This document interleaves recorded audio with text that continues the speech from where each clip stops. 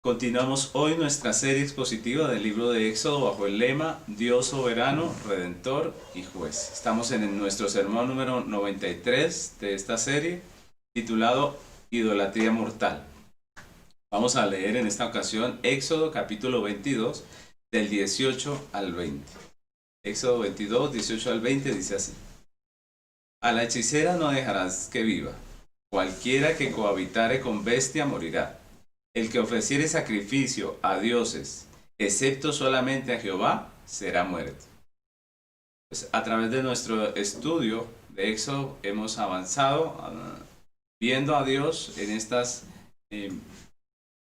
tres atributos que hemos estado teniendo como lema, ¿no? Dios como soberano, que rige el destino de todas las naciones, como juez, que juzga, ¿cierto? Pero también como el redentor, que redime a su pueblo. Hemos avanzado hasta el capítulo 20, que viene la ley del Señor en el Sinaí, y después de esa ley, de esos 10 mandamientos, del capítulo 20 en adelante empieza una serie de mandamientos o leyes específicas para cada caso, que vienen a ser como un comentario, una ampliación de los 10 mandamientos, unas leyes casuísticas que encontramos allí con determinadas órdenes para determinados casos. Hemos estado hablando de estas leyes. Vimos las leyes de los sacrificios, leyes relacionadas también con la esclavitud, leyes contra el asesinato. Últimamente hemos avanzado con leyes que hacen responsable a los hombres por sus acciones. Y en el día de hoy, los versículos que vamos a estudiar nos hablan acerca de mandamientos contra la idolatría. Específicamente vamos a estar estudiando 3 versículos que nos hablan acerca de estos mandamientos. Estas 3 prácticas que veremos hoy a continuación, pues atentan contra los 2 primeros mandamientos. Recordemos que la Biblia nos manda a no tener dioses ajenos, sino solamente a Dios, al Dios verdadero. Recordemos que la Biblia nos enseña que hay un solo Dios. Los dioses a los que adoran las naciones son dioses falsos, no existen realmente. Entonces, hoy nuestros versículos van a hablar acerca de este tema. Y vamos a ver cómo estas leyes que atentan contra los primeros mandamientos son tan graves delante de Dios, hacen tanto daño a la nación, que Dios las pena con la muerte. Recordemos que no todas las faltas o violaciones a la ley eran castigados con la muerte, pero estos que atentan contra los primeros mandamientos de la ley de Dios sí eran castigados con la muerte. Entonces vemos que estos 3 mandamientos que vamos a estudiar se relacionan con la idolatría y se castigan con la muerte. De ahí nuestro título, Idolatría mortal. Y vamos a ver estas tres prácticas que la Biblia condena, y vamos a estudiarla cada una. Entonces vamos a empezar con la hechicería. El primer punto de nuestro estudio de hoy es la hechicería. Y vemos en Éxodo 22, 18 cómo Dios condena la hechicería. Dice: a la hechicera no dejarás que viva. La palabra que en nuestras Biblias se traduce como hechicera significa la que susurra un conjuro, o la que encanta, practica el encantamiento, o la que practica la magia. Significa hechicero, y está hablando de la persona que realiza prácticas de ocultismo, ¿no? Entonces nosotros vemos que hay una gran variedad de prácticas de ocultismo, y esa palabra encierra esa variedad, ¿no? Está hablando de la persona que practica estas artes de ocultismo. Este versículo es una condena enfática contra esa práctica, ¿no? Es una condena enfática. El versículo dice: a la hechicera no dejarás que viva. Este versículo es una condena que Dios hace, y que anima a las personas a apartarse de esa idolatría, de esa hechicería. El que ha leído toda la Biblia pues sabe que no es el único versículo que nos habla acerca de este pecado, no es el único versículo en el que Dios toca este tema. A través de toda la Escritura vemos cómo Dios condena todas estas prácticas de ocultismo. Más específicamente en Levíticos 20:27, el Señor más adelante va a dar un mandamiento Y vamos a leerlo, dice, y el hombre o la mujer que evocare espíritus de muertos o se entregare a la adivinación ha de morir. Serán apedreados, su sangre será sobre ellos. La ley no condenaba solamente a la persona que los hacía, los que los practicaba los encantamientos o los hechizos. Incluso también llegaba a castigar a las personas que seguían a los hechiceros, ¿no? El castigo no era solamente para el que hacía estas artes o estas prácticas de ocultismo, sino también la ley castigaba a la persona que se dejaba llevar por estos hechiceros, por estos magos, y que terminaba practicando estas cosas de ocultismo. Entonces Levíticos 26 también nos dice, y a la persona que atendiere a encantadores. Ojo, no está hablando de los encantadores ahora está hablando de los que atienden a los encantadores o adivinos, dice, para prostituirse tras ellos, yo pondré mi rostro contra la tal persona y la cortaré de entre su pueblo. Entonces vemos cómo Dios es enfático en las leyes que tienen que ver contra el ocultismo, ¿cierto? Porque obviamente estos son actos que atentan contra el mandamiento primero y segundo de la ley de nuestro Dios. Recordemos que los hijos de Israel venían de vivir 400 años en medio de una nación que abiertamente practicaba la hechicería. Si ustedes recuerdan, cuando Dios empieza a traer las plagas, ¿quiénes eran los consejeros de Faraón?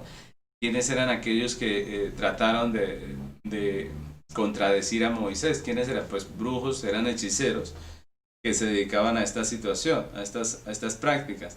Entonces vemos que en la tierra donde ellos vivieron durante 400 años, esta práctica era muy común. Entonces obviamente el corazón del pueblo de Israel, a pesar de que ellos buscaron no contaminarse al principio, pues finalmente, como vamos a ver más adelante, ellos terminaron involucrados en muchas cosas que no eran conforme a la ley de Dios. Ahora la ley de Dios les está diciendo que esa práctica está mal, que es corrupta y que merece la pena de muerte.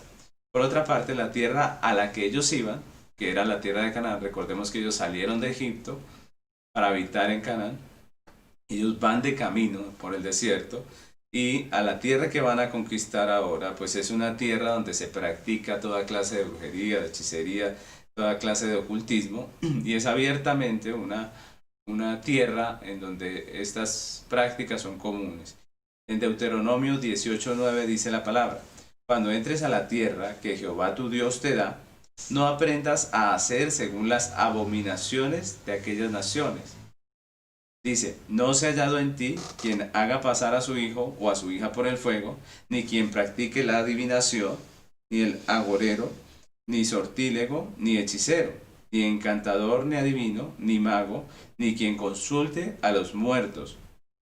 Porque es abominación para con Jehová cualquiera que hace estas cosas. Y por estas abominaciones Jehová tu Dios echa estas naciones de delante de ti. Entonces el texto que estamos leyendo es muy claro, ¿no? Afirma que las naciones para donde iba Israel también practicaban todas estas cosas. ¿Y cuál era el mensaje de Dios? ¿Qué era lo que Dios les estaba diciendo? Les decía, ustedes cuídense de no llegar a tener aquellas prácticas, porque son abominación, dice el Señor, porque por esas abominaciones Dios sacó a los moradores de Canaán de allí. Entonces, por eso nosotros tenemos que darnos cuenta que este mandamiento es muy importante para Israel, que va por el desierto, camino a la tierra prometida, que viene de una nación pagana, cuya adoración no era bíblica y donde se hacían todas estas prácticas de ocultismo. Nuestro texto es una orden enfática, la hechicera no dejarás que viva. Es decir, entre mi pueblo no debe haber hechiceros, dice el Señor. Ante tal sentencia, pues seguramente nos preguntamos por qué la ley exigía un castigo tan severo para la hechicería. ¿Por qué la ley exigía la pena de muerte? Primero recordemos ¿qué es una hechicera? ¿No? ¿A qué se le llama hechicera? ¿O qué es la hechicería? En el sentido de qué es la práctica, qué es lo que hacen ellos, ¿no? Los hechiceros. Es una persona que dice poder convocar a los espíritus de los muertos cuando se les solicite, ¿no? Esto es un hechicero. Ellos creen que pueden llamar a los espíritus de los muertos cuando ella lo pide. Entonces, esta práctica también viene de la creencia pagana de que de que una persona puede manipular a los dioses para provecho personal, ¿no? Los idólatras decían que a través de esa magia podían manipular a los dioses. Era lo que intentaban hacer los hechiceros de Egipto. La hechicería también trata de influir en las personas y los hechos por medios sobrenaturales u ocultos. La magia, la brujería y en general todas estas prácticas que involucran ocultismo, pues lo que está tratando es de lograr resultados a través de medios espirituales con los que ellos logran supuestamente manipular los poderes sobrenaturales. La hechicería pretende que algún poder fuera de Dios controla los eventos del mundo. Yo quiero que resaltemos esta parte. Ellos piensan que algún poder fuera de Dios controla los eventos del mundo, llámese Satanás, llámese el espíritu de no sé quién, pero eso es lo que pretende, ¿no? Que ese agente espiritual controla los eventos del mundo y lleva a la persona a quitar su confianza del Dios soberano. Entonces la persona ya no confía en Dios, confía en el brujo, en el hechicero, en el sortílego, en la persona que a través de sus encantamientos, sus cosas, puede llegar a manipular la situación para que las cosas salgan a favor de uno y llevar a la persona a la idolatría. Por eso es que es tan grave esta práctica, ¿no? Hace que la gente quite los ojos de Dios, hace que las personas lleguen a pensar que hay otro poder que controla las cosas en este mundo, y esa práctica atenta contra el primero y el segundo mandamiento, que nos mandan a temer solamente a Dios, a honrarle solamente a Dios, a confiar solamente en Dios como el soberano que rige el destino del universo. Y eso es grave. Entonces, por eso nosotros debemos darnos cuenta de cuál es la esencia de este pecado, para cuidarnos de no cometerlo. Muchas veces pecamos de una manera similar, aunque no sea estrictamente como dice el texto, ¿no? Entonces, cuando nosotros llegamos a pensar que son que es otra persona, que es otra la entidad, es otra la fuerza que mueve el mundo y la que hace que las cosas pasen, pues entonces estamos siendo idólatras, estamos yéndonos hacia el lado del ocultismo. Hoy en día todavía se practica el ocultismo en el mundo en sus diferentes modalidades, ¿no? Hay quienes creen, por ejemplo, en la lectura del tarot, ¿no? Creen que porque las estrellas son las que gobiernan la vida de ellos, ¿no? La alineación de los planetas, todas estas cosas, como si el cosmos fuera el que manipulara o el que gobernara la vida de los seres humanos en la Tierra. Y hay quienes creen en otras cosas, como en la lectura del horóscopo, la hechicería, ¿cierto? Hay personas que van al brujo para que les haga un favor, para que cambie la actitud de una persona. Todas estas prácticas obviamente están contra la ley de Dios, son pecaminosas y la Biblia nos prohíbe tales prácticas. El único que controla soberanamente la vida y la historia del hombre, sabemos nosotros los creyentes, es el Dios soberano. ¿Quién es el que puede hacer que las cosas sucedan? Solamente Dios. La Biblia dice que Él es el que hace las Pleiadas y el Orión. Él fue el que creó las estrellas, el universo. Él es el que hace que llueva. Él es el que hace que escampe. Él es el soberano, el Señor, el que rige nuestra vida. El que nos guarda nuestra salud, el que protege nuestra vida. Él es el Señor, el soberano. A Él debemos acudir nosotros porque Él es el soberano. Entonces, si bien nosotros como cristianos, pues en su mayoría podemos decir que no nos dedicamos a asuntos de ocultismo, y podríamos decir hoy que salimos invictos de esta práctica, limpios de esta práctica, pues ciertamente yo les tengo que decir, hermanos, que muchas veces no es tan así como pensamos. Hay ciertas creencias y prácticas de algunos cristianos que ya pasan a rayar en la hechicería, ¿no? Y pues tristemente aquí en nuestro país hay muchas de estas prácticas, sobre todo en América Latina.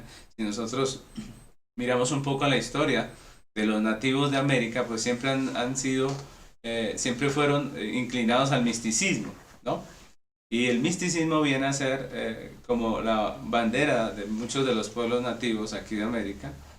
Y lo que hacemos aquí en América es muchas veces tener ese gusto por el misticismo.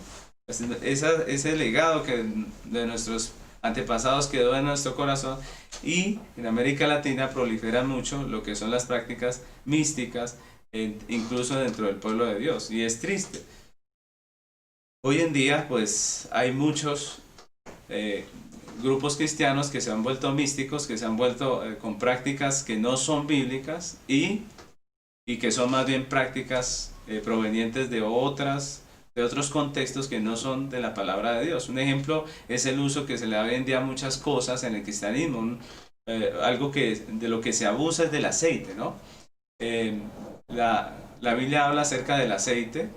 La Biblia habla acerca del uso del aceite en la liturgia en algunas ocasiones, y algunos han tomado eso que dicen los textos bíblicos como un permiso para tomar el aceite como si fuera mágico, ¿no? Entonces el cristiano está de un lado al otro ungiendo las cosas, ¿no? Tomando aceite para bendecir una cosa y la otra. Y esto es prácticamente es idolatría, es algo que no es conforme a lo que la Biblia nos manda.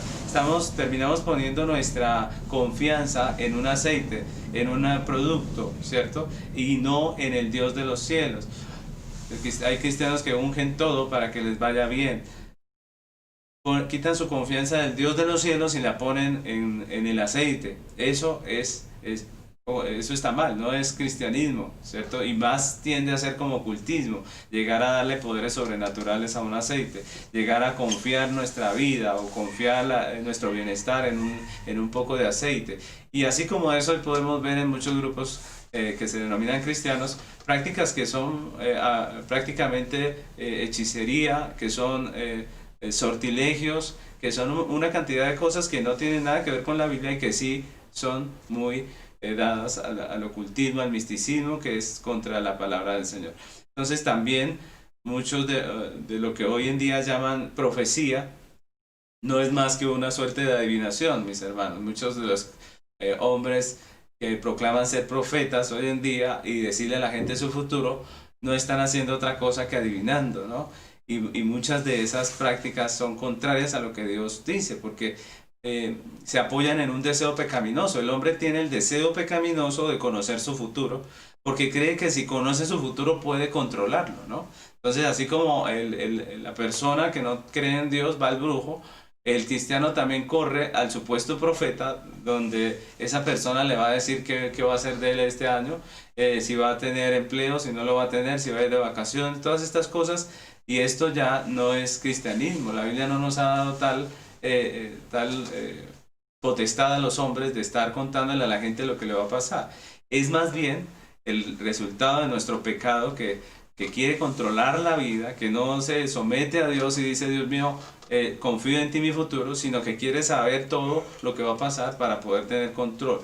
Pero la Biblia nos dice que Dios es el que tiene el control y que nosotros estamos llamados a creer. ¿Cuál es la palabra profética más segura? Dice la Biblia. Pues la palabra de Dios, ¿no? Dice: tenemos la palabra profética más segura, a la cual hacemos bien en prestar atención, como una antorcha que alumbra en un lugar oscuro hasta que el día esclarezca. Lo que debemos saber del futuro, ¿dónde está? En la palabra de Dios revelada. El resto no nos incumbe. No tenemos que estar averiguando qué va a ser de nosotros, qué va a ser de nuestros hijos a través de una profeta, una persona que nos diga el futuro. Eso no está bien. Esa codicia por conocer el futuro no es correcta. Más bien nosotros debemos descansar en Dios. Nuestro futuro está en las manos de Dios, nuestro presente está en las manos de Dios. Así que podemos confiar en la preciosa obra de nuestro Dios, que nos cuida, que nos sostiene como iglesia.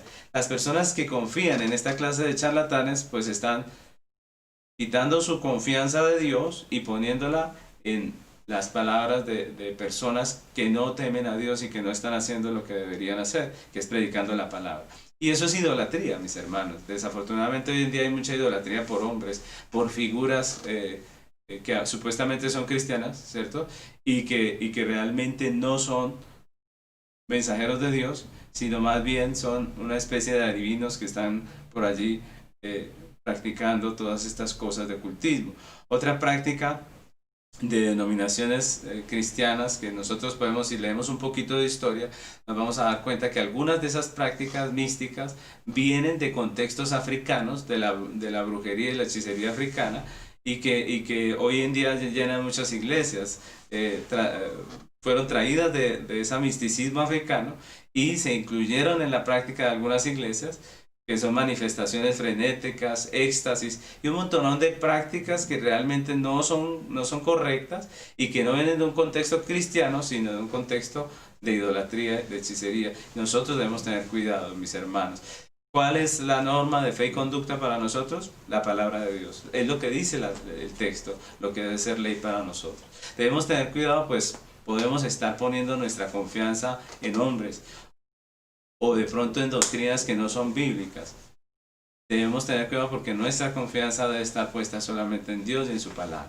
Como creyentes debemos examinarlo todo, como dice la palabra, examinarlo todo a la luz de las Sagradas Escrituras. ¿Por qué? Porque ellas son la norma de fe y conducta del creyente. Si está en la Biblia, si Dios lo ha dicho así, pues entonces podemos creerlo y podemos practicarlo de esa manera. Si no, realmente no, nosotros debemos abstenernos. Hoy en día hay cristianos que están corriendo tras la moda, ¿no?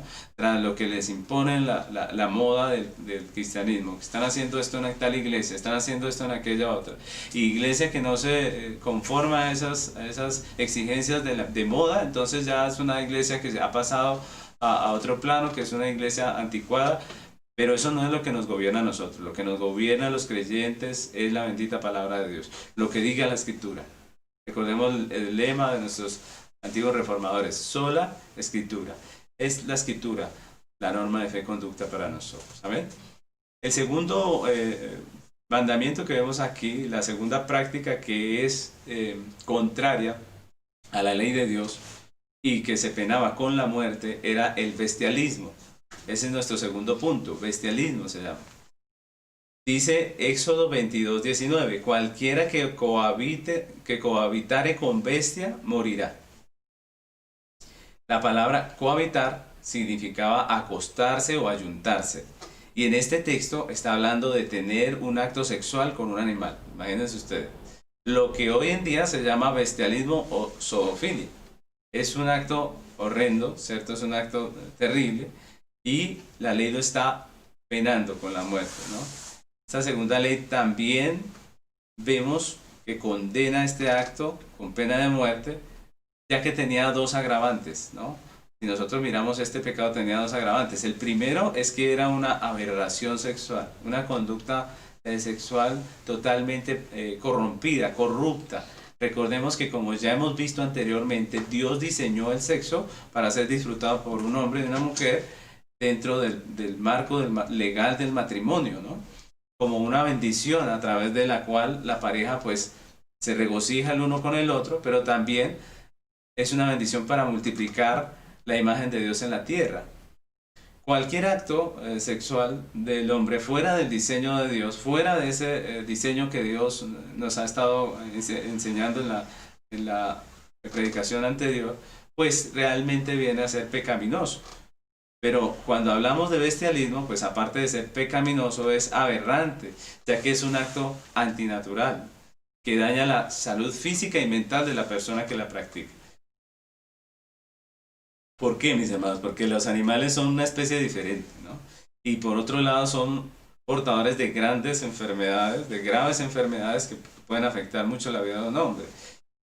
Y aunque parezca terrible, pues esta fue una práctica común en diferentes culturas paganas, incluyendo la de Egipto. Cuando la Biblia nos habla de esto, que uno dice qué terrible esta situación, pues es porque era algo común en muchas de las sociedades de ese tiempo. Recordemos que Israel venía de Egipto y en Egipto se practicaba esta situación comúnmente. Entonces la palabra de Dios le pone la regla al pueblo de Israel. Le dice, esa práctica es pecaminosa y el que haga algo como esto entonces debe morir, ¿no? Tiene que ser castigado con la muerte. Y pues el segundo agravante, porque vimos que el primer agravante es que es un acto aberrante, pero el segundo agravante es que era una práctica utilizada en la idolatría de muchos cultos paganos del mundo antiguo. Es decir, no solamente era un acto aberrante, sino que también era un medio de adoración, de idolatría, a esos dioses falsos, ¿no?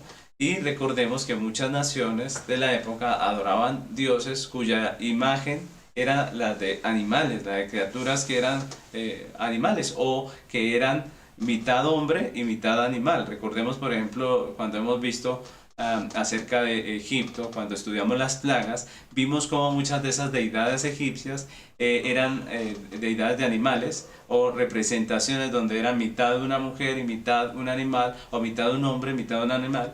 Y lo que nos muestra esto es la adoración que los egipcios practicaban hacia los animales. Los egipcios idolatraban los animales, a quienes llegaron a considerar reencarnaciones de las deidades, de los dioses. Uno de los más famosos era el cocodrilo del Nilo, ¿no? Entonces ellos consideraban que estos animales eran sagrados y les rendían culto. Y pues los egipcios sentían una auténtica adoración por los animales. Enterraban a los animales momificándolos. Y nosotros, si leemos un poco acerca de la arqueología, pues han encontrado muchos animales momificados del tiempo de los faraones y de todo este tiempo donde nos está hablando la palabra de Dios, ¿no? Especialmente se momificaban perros y gatos. Cuando les hablo de la momificación, estoy hablando de una práctica que costaba mucho dinero, ¿no? Entonces, imagínense ustedes, los egipcios invertían mucho dinero en aquellos perros, gatos, especialmente gatos, para momificarlos porque ellos creían que esos animales eran sagrados. Incluso cuando morían los gatos, les guardaban un luto como si fueran personas, como señal de duelo, y la manera en que ellos expresaban ese duelo era afeitándose las cejas.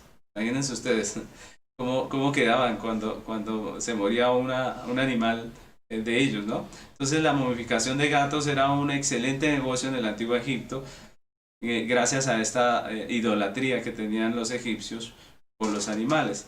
Parte de la adoración a estos ídolos incluían ritos en donde se practicaban abominaciones sexuales con animales, como la que nos está hablando la ley.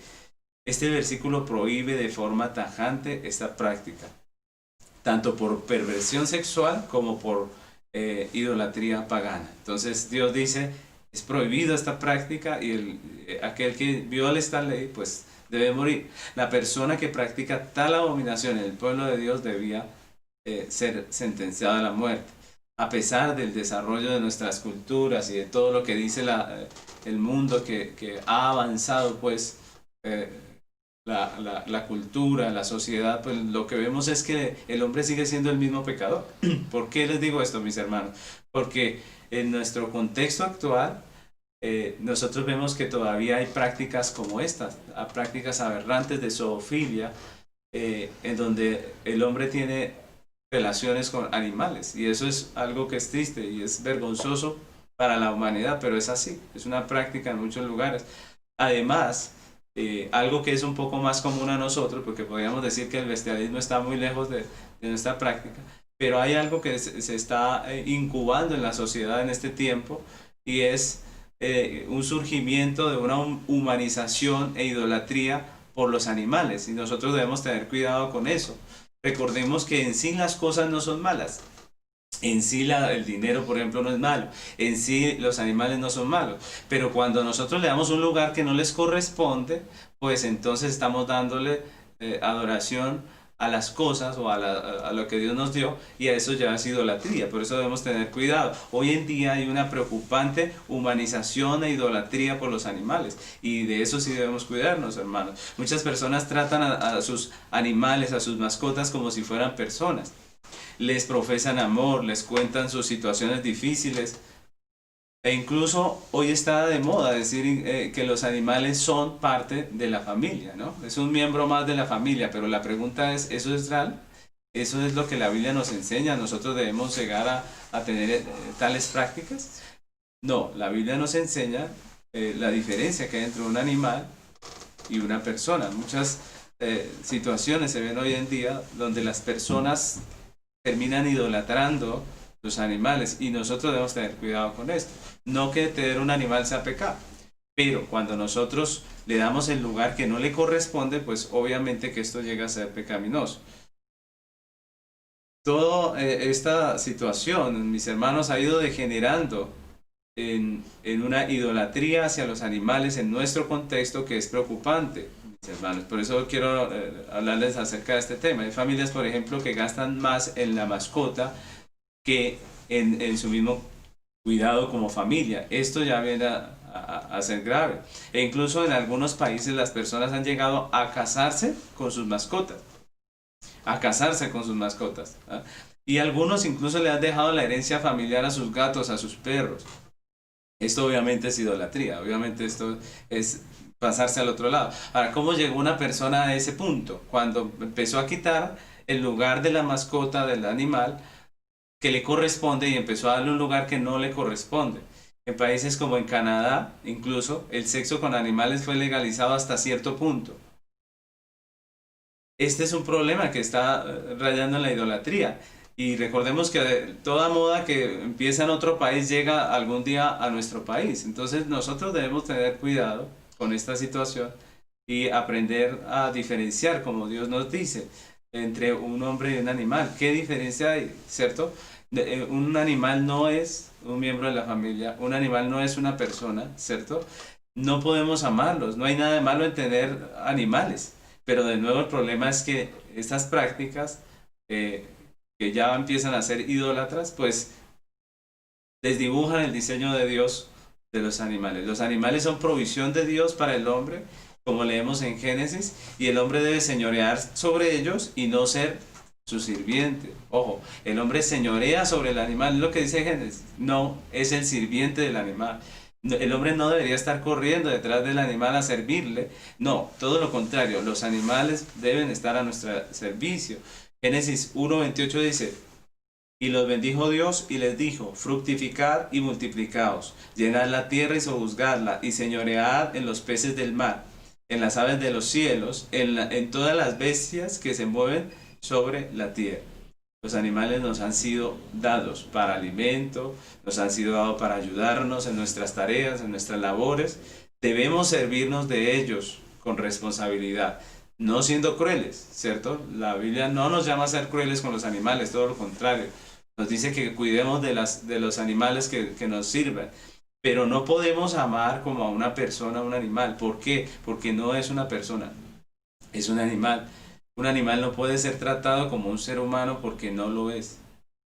Dios nunca nos ha mandado a amar los animales. Sería contradictorio. Imagínense ustedes amar una gallina. Si usted ama una gallina, ¿cómo se la come? ¿Cierto? Si usted ama una gallina, ¿cómo la mata para hacer un sancocho? ¿Cierto? Entonces, nosotros no debemos llegar a ese punto y debemos cuidarnos en esta manera de pensar. Hoy en día es fácil escuchar que el mejor amigo del hombre es el perro, pero esa es una realidad.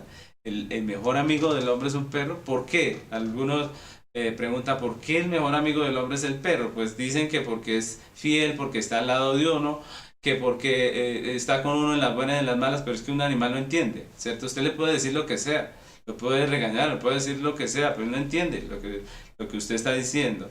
Por lo tanto, eso no es muestra de fidelidad, eso es simplemente que Dios los hizo así, es la naturaleza que Dios les dio a ellos, e incluso ellos no están al lado de uno por fidelidad, sino porque creen que uno es de ellos, que ellos son dueños de uno, realmente eso es lo que piensa un perro. Entonces la psicología moderna pretende llenar vacíos del corazón de los niños, de las mujeres, de las familias, con perros, ¿cierto? Con gatos, con animales, y eso está mal. Vuelvo y repito, no está mal tener un animal, pero ponerlo en el lugar equivocado, eso sí está mal. Darle un lugar que no es el que le corresponde, eso sí está mal. No podemos crear un vínculo afectivo con un animal como si fuera una persona, porque eso no es correcto. Vamos a terminar como en Canadá, mis hermanos. Debemos tener cuidado con lo que hacemos, lo que nosotros practicamos. No podemos estar detrás de la moda del mundo, ¿no? El mundo impone moda, impone estilos de vida. Y entonces no podemos los creyentes estar detrás del estilo de vida que imponga el mundo. Debemos mirar qué es lo que la Biblia dice, ¿no? Lo peor es que incluso en los gobiernos se ha venido metiendo esta idea de humanizar a los animales, de prácticamente rendirles culto, e incluso ya se gastan bastantes dinero en los animales. Recuerdo que en Bogotá hace unos años la noticia era que el Consejo había aprobado un presupuesto de 20.000 millones de pesos para el Instituto de Protección y Bienestar Animal. 20.000 millones de pesos, mis hermanos. ¿Esto afecta a las naciones? Claro. ¿Esta moda afecta a los políticos? Claro que sí, porque ellos necesitan votos. También se aprobó la inversión de 30.000 millones adicionales para una consulta antitaurina. Estos suman 50.000 millones de pesos de nuestros recursos que damos en los impuestos, mis hermanos. Si nos damos cuenta de la situación como se ha puesto, es decir, estamos lentamente llegando a niveles como los de los egipcios, mis hermanos, y nosotros debemos tener cuidado con eso. Somos creyentes, Dios nos dio los animales con un diseño, Dios nos dio animales para unas tareas y nosotros debemos aprovechar de ellos, pero no podemos crear vínculos como si fueran personas, vínculos emocionales como si fueran familiares o personas de nuestra familia, amigos. No, ellos son animales. Los animales son animales. Y yo creo que tenemos que replantearnos hasta qué punto el aprecio por los animales se nos ha convertido en idolatría. Y yo no estoy diciendo que tener un animal sea pecaminoso, no estoy diciendo que hay que maltratarlo, yo no estoy a favor del maltrato de los animales, estoy diciendo que son animales y que debemos ponerlos en el lugar que Dios los puso, bajo el diseño que Dios los pone, ¿cierto? Y aprovechar de ellos lo que Dios nos ha dado, ¿cierto? Entonces, por eso nosotros debemos tener cuidado. El mundo nos impone estilos de vida que son idólatras. Y pues no solamente esto es esto de los animales. Hay muchos estilos de vida que el mundo está imponiendo que son abiertamente idólatras, como por ejemplo el amor por el dinero. Hoy en día hay personas que hacen lo que sea por el dinero y eso no está bien, eso ya es poner al dinero como Dios.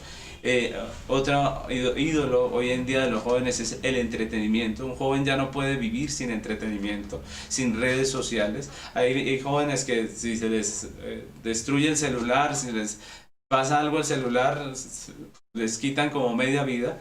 Y todas estas cosas son idolatría. El mundo nos la impone lentamente con costumbres, con propagandas, con publicidad que termina pervirtiendo nuestra manera de vivir, pero el creyente debe vivir libre de todas estas cosas si quiere servir auténticamente a Dios. Si quiere verdaderamente servir al Dios de los cielos, debe vivir de una manera justa, piadosa.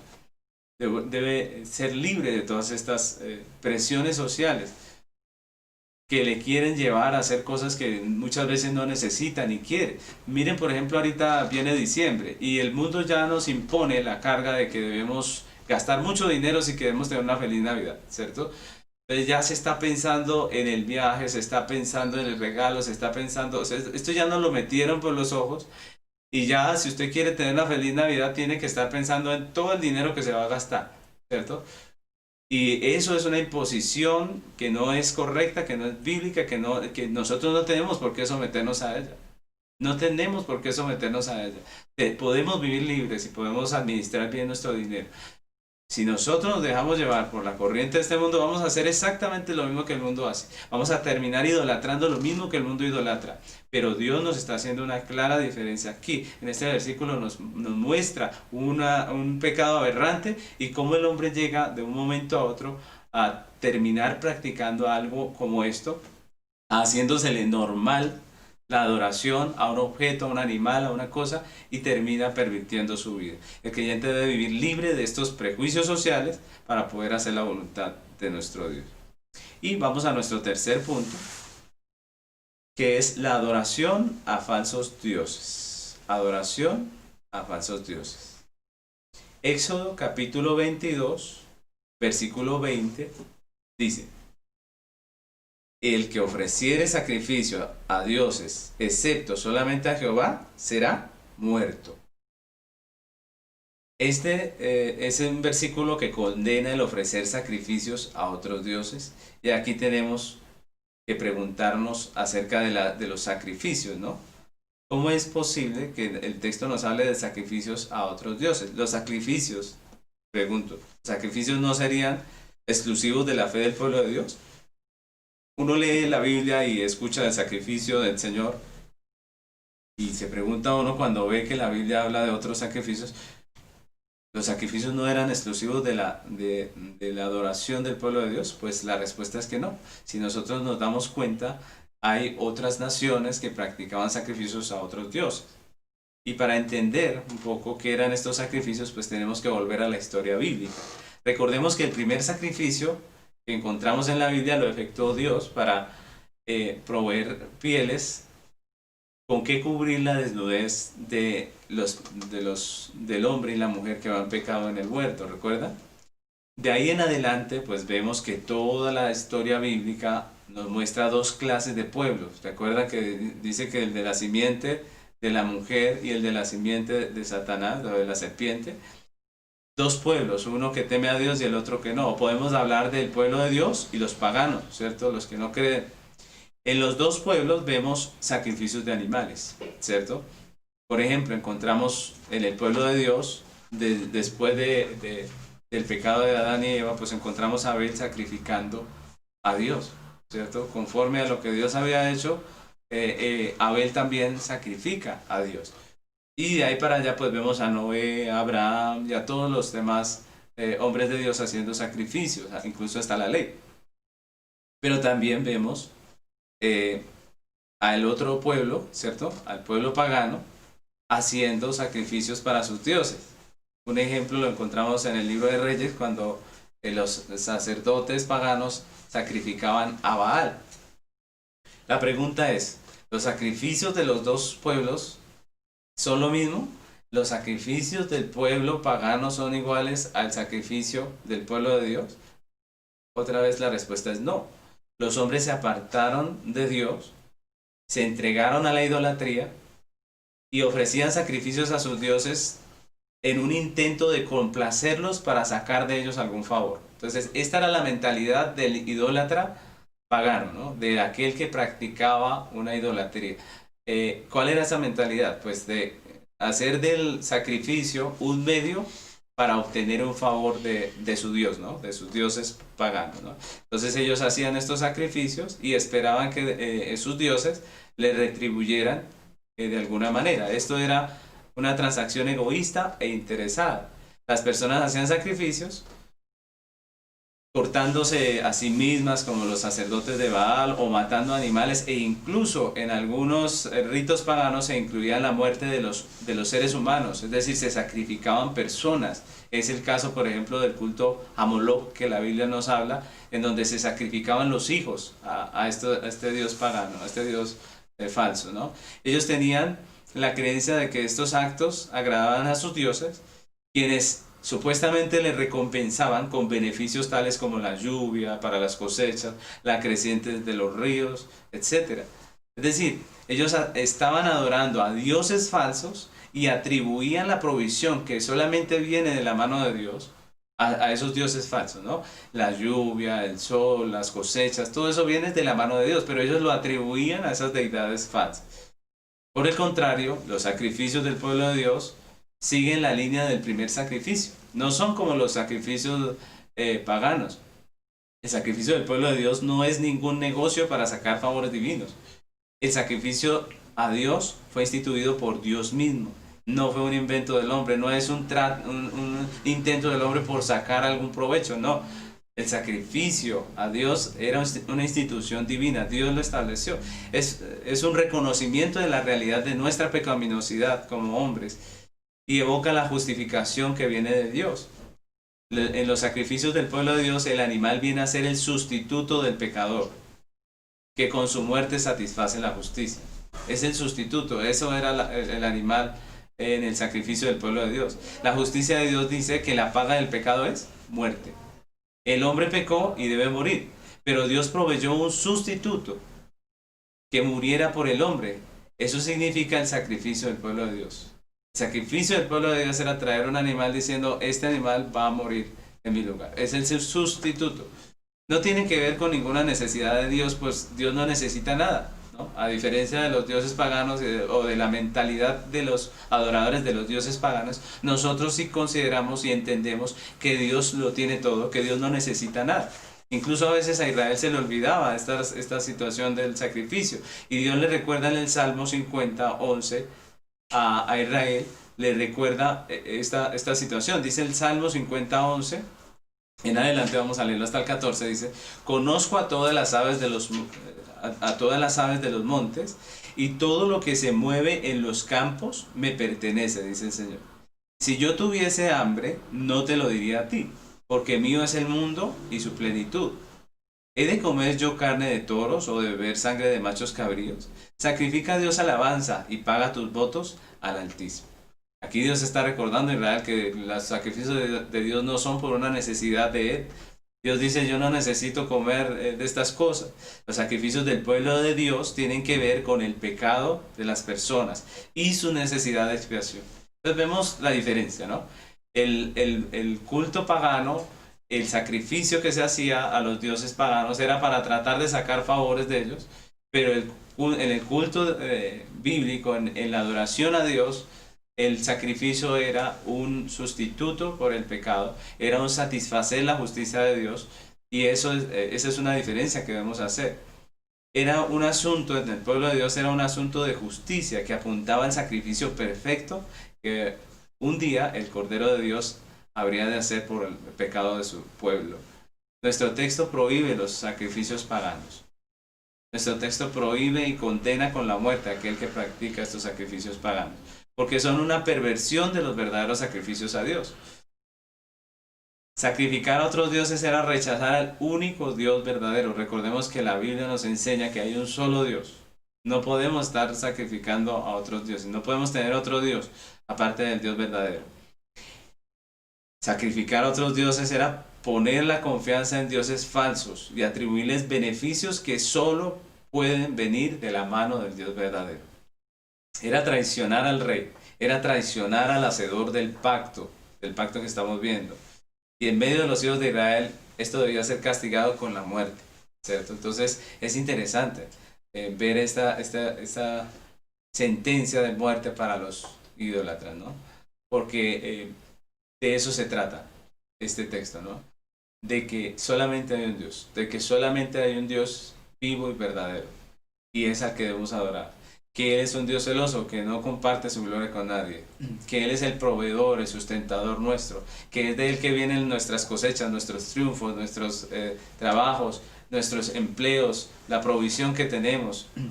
Es interesante que hoy en día algunas personas que dicen adorar a Dios, al Dios verdadero, pues crean en Dios a la manera de los adoradores paganos que acabamos de ver, ¿no? Con el mismo espíritu egoísta. Es decir, se acercan a Dios solo para buscar favores egoístas y no por temor a Él, ¿no? Tratan de hacer la misma transacción que hacían los paganos con sus dioses, pero la hacen supuestamente con Dios. Todo lo hacen porque ellos quieren algo a cambio, ¿no?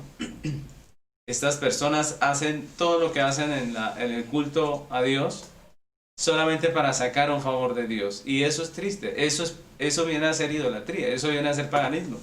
Por eso van a la iglesia muchos van a la iglesia cumpliendo con un deber que tienen delante de Dios, solamente para recibir algo a cambio, ¿no? Voy a la iglesia porque si no me va mal, ¿cierto? Voy a la iglesia porque si no voy a tener un bajonazo en mis ventas, o voy a tener problemas con mis hijos, o voy a tener... Esto es prácticamente una mentalidad pagana, ¿no? Porque uno debe venir a la iglesia a aprender, a conocer, a entender más acerca de Dios, debe acercarse no por una obligación, porque si no les va a ir mal, ¿no? Sino porque Él es nuestro Dios y estamos anhelando conocerle cada día más. Entonces algunos van a la iglesia por esta situación, o oran de esa manera, ¿no? Oran diciendo, bueno, yo voy a orar porque si no, entonces me va mal, ¿no? O voy a orar para que todo salga perfecto. Es decir, se toma esa misma actitud que los paganos tenían con sus dioses, como si la aceptación nuestra delante de Dios dependiera de todas estas cosas. Recordemos que si la aceptación de Dios de nosotros dependiera de nosotros mismos, pues lo único que nos ganaríamos de Dios sería la condenación. ¿Por qué somos aceptos delante de Dios? Solo por el sacrificio perfecto de Cristo, solamente por Cristo. Dios nos ama en Cristo, ¿cierto? Entonces no necesitamos hacer todo esto para ser aceptos a Dios. No, lo hacemos porque amamos a Dios. Lo hacemos porque somos del pueblo de Dios. Entonces muchos oran, van a la iglesia, traen sus ofrendas solamente con esa transacción de los paganos, ¿no? Yo hago esto y espero recibir a cambio, ¿no? Y incluso hoy en día es muy famosa entre algunos cristianos el cuento del pacto que pueden hacer con Dios, en el cual usted lleva cierta cantidad de dinero y Dios le va a reponer cierto porcentaje. Pero todo eso hace parte de lo que es mentira y de lo que es falso. La Biblia no nos enseña una transacción así. Delante de Dios no podemos agradarle de ningún modo. Delante de Dios la única manera de ser agradables delante de Dios es a través de Cristo. Cristo es el mediador. Cristo es aquel que nos presenta como una iglesia santa delante del Padre. No hay otra. No hay otra salida para el hombre. La salida para el hombre es Cristo. Todos somos pecadores. Y la Biblia dice que estamos destituidos de la gloria de Dios. La Biblia dice que somos enemigos de Dios. Solamente en Cristo podemos tener salvación, redención, vida eterna. Solamente en Él podemos ir a Dios seguros. Porque es por Él, por su obra perfecta, que nosotros podemos entrar a la presencia del Señor. Entonces debemos tener cuidado que la adoración que profesamos a Dios sea una adoración sincera, porque le amamos, porque Él es nuestro Dios. Queremos ofrendar porque entendemos cuál es nuestra misión, entendemos nuestro deber como iglesia. Queremos hacer lo que debemos hacer porque la Biblia nos enseña que hay una razón y que nosotros tememos a nuestro Dios, le amamos, le servimos. Esa es nuestra razón. Dios es nuestra razón de ser. Dios es el objetivo de nuestra vida. Hacer su obra debe ser el objetivo de nuestra vida. Entonces debemos tener cuidado de no estar adorando a Dios de una manera idólatra como los paganos. Tres leyes que hemos estado viendo hoy, que hemos estado estudiando hoy, pues hablan de lo mismo, ¿no? De la idolatría. Los tres puntos que tuvimos hoy nos hablan de lo mismo, de la idolatría. Uno de los pecados más comunes de la humanidad. Recordemos que Juan Calvino dijo, el corazón del ser humano es una fábrica de ídolos. Y es interesante esa frase de Calvino, y la cito solamente porque es una realidad, ¿no? Es la realidad del corazón del hombre. Terminamos haciendo de la provisión de Dios ídolos. Terminamos haciendo de las personas que Dios puso a nuestro lado para que estén con nosotros en el camino, terminamos idolatrándolos. Terminamos idolatrando la provisión, terminamos idolatrando el sustento, el trabajo, terminamos idolatrándolo todo. El corazón del hombre es una fábrica de ídolos.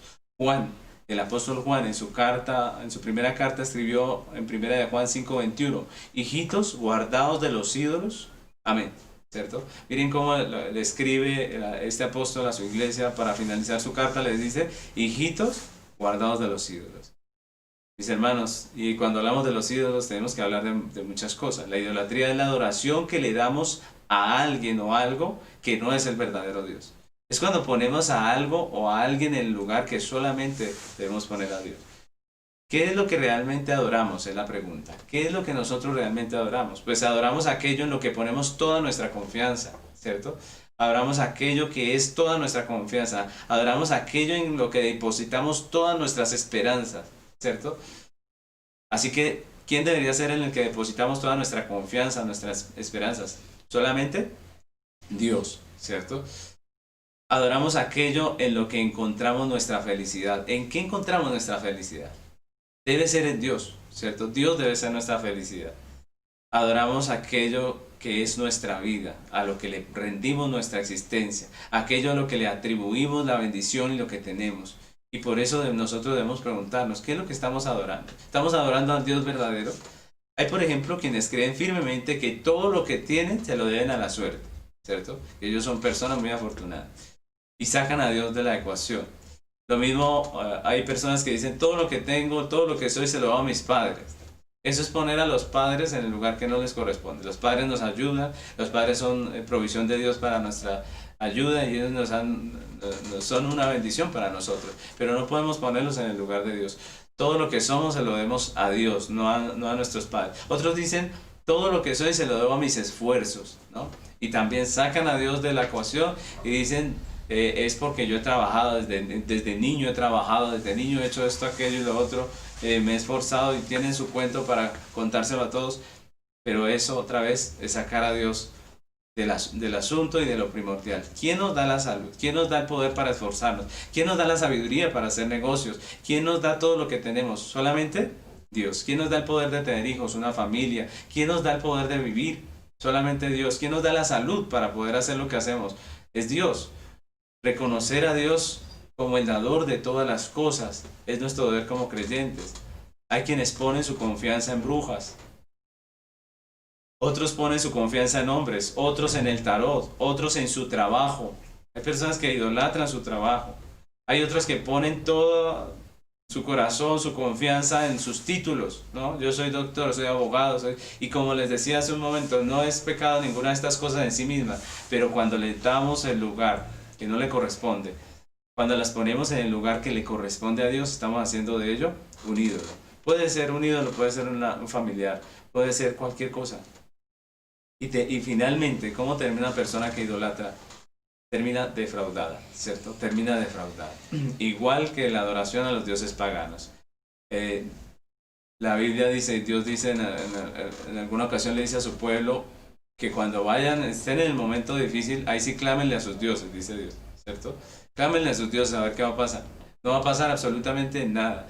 Mis hermanos, hay momentos donde nos damos cuenta, momentos difíciles donde nos damos cuenta que no hay nada a nuestro alrededor y que el único que nos puede sostener es Dios. Ese es un momento en donde entendemos que todos nuestros ídolos no son nada, no representan nada, y por eso Dios nos hace hoy un llamado al arrepentimiento.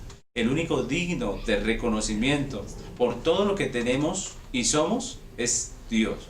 El único digno de nuestra confianza entera, de poner y depositar nuestra paz, nuestro corazón, es Dios. El único que merece toda nuestra adoración y la entrega de toda nuestra vida es el Señor. Si es otra cosa, si es una persona, si es otro ser, entonces es idolatría. Mateo 22, 36 y 37 dice así: Maestro, ¿cuál es el gran mandamiento de la ley?, le preguntan a Jesús. Jesús le dijo: amarás al Señor tu Dios con todo tu corazón y con toda tu alma y con toda tu mente. Así que, hermanos, quiero concluir diciéndoles que Dios es el único al que debemos poner todo nuestro corazón, nuestra alma, nuestra mente, nuestro ser, y cualquier cosa en nuestra vida que atente contra ese mandamiento es mala, es perversa, es idolatría, y tenemos que tener cuidado. Las cosas no son malas en sí, las cosas que nos rodea, que Dios nos provee como parte de lo que tenemos. No son malos en sí las mascotas, los animales, no son malos en sí los familiares, no es malo en sí mismo las propiedades o los bienes que Dios nos dé, un celular, pero cuando ponemos esas cosas en un lugar equivocado, cuando le damos más tiempo a esas cosas y más de nuestro corazón a esas cosas que a Dios, cuando nuestra vida viene a hacer las cosas y no Dios, eso es idolatría y está mal. Romanos capítulo 11, versículo 36 dice: porque de Él y por Él y para Él son todas las cosas. A Él sea la gloria por los siglos. Amén. Estos tres textos nos muestran nuestros propios pecados, nuestra falta de confianza en el pleno control de Dios sobre todo, nuestra pecaminosa costumbre de hacer ídolos de aquellas cosas que Dios nos da como provisión, como parte de la vida, nuestra obstinación de pretender ganarnos el favor de Dios con sacrificios humanos y no descansar en el sacrificio perfecto de nuestro Señor Jesucristo. El único que merece nuestra adoración, nuestra vida, nuestro todo es Dios. Y solo a Él podemos adorarle como Dios. Él, por medio del sacrificio perfecto de Cristo, es a quien debemos nosotros adorar. Así que, mis hermanos, les invito a que le pidamos perdón al Señor por nuestros pecados, por aquellas cosas que hemos hecho que han ofendido a Dios, al único Señor, al único gobernador de todo, al único que tiene el poder y la potestad de dominarlo todo. Que le pidamos hoy que nos perdone, nos limpie, y que podamos hoy aprender a hacer la diferencia entre lo que es una provisión de Dios y un ídolo. Que podamos nosotros apartar nuestro corazón de la idolatría. Que si estamos haciendo algo que es pecaminoso, que es idólatra, hoy podamos pedirle perdón a Dios y pedirle que nos ayude a apartarnos de esa práctica. Que Dios nos bendiga y nos ayude en este tiempo. Oremos al Señor para que Él renueve nuestros corazones. Amado Señor, gracias te damos por este tiempo precioso de estudio bíblico. Gracias porque a través de estos tres mandamientos de tu palabra, estos tres versículos, Señor, tú nos recuerdas que solo hay un Dios, que no hay sino un solo Dios. Señor, reconocemos que, como nos enseñabas hoy, nuestro corazón es una fábrica de ídolos, que muy frecuentemente como personas terminamos idolatrando lo que tú nos provees, lo que tú nos das, Señor. Perdónanos cuando hacemos de las cosas, de los objetos, de los animales, de la tecnología, de las propiedades, incluso de las personas, de la familia. Hacemos ídolos, Señor. Perdónanos. Limpia nuestro corazón de toda idolatría. Y ayúdanos, Padre Celestial, como dijo el apóstol Juan, a guardarnos de los ídolos. Ayúdanos, limpia nuestro corazón, nuestra mente, nuestro ser, que podamos adorarte solo a ti, Señor. Que podamos como creyentes, Señor, apartarnos de todos esos sistemas, de todas esas modas que el mundo quiere imponerle a los hombres, y podamos, libres de todas esas cosas, adorarte a ti, solamente a ti, Señor. Ayúdanos a administrar las cosas que tú nos has dado, de tal manera que esas cosas nos sirvan y no que nosotros sirvamos a esas cosas. Ayúdanos, el único que merece nuestra vida, nuestro servicio, nuestra adoración, nuestra entrega, eres tú, Señor. Ayúdanos a adorarte solo a ti, a confiar no en nuestros sacrificios humanos, sino en el sacrificio perfecto de Cristo, y a vivir para la gloria de tu nombre. Te lo pedimos hoy, Señor, en este día, en el nombre de Cristo Jesús. Amén.